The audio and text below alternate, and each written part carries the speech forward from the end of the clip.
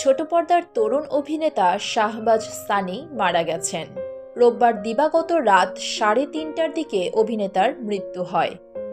অভিনেতা জিয়াউল ফারুক অপূর্ব সহ একাধিক অভিনেতা ও নির্মাতা ফেসবুক পোস্টে এ তথ্য নিশ্চিত করেছেন। সানির মারা যাওয়ার খবর অনেককেই চমকে দিয়েছে। সামাজিক যোগাযোগ মাধ্যমে কেউ কেউ জানতে চেয়েছেন কি হয়েছিল অভিনেতার।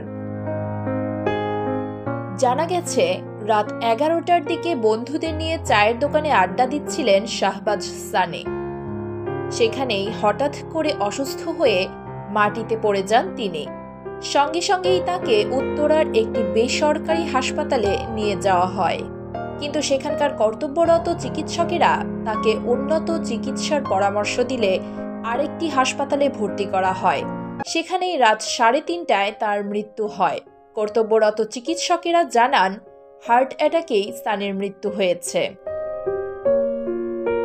নির্মাতা ইমরাউল রাফাতের কাছে আসার পর নাটক দিয়ে শোবিজে পা রাখেন শাহবাজ সানি।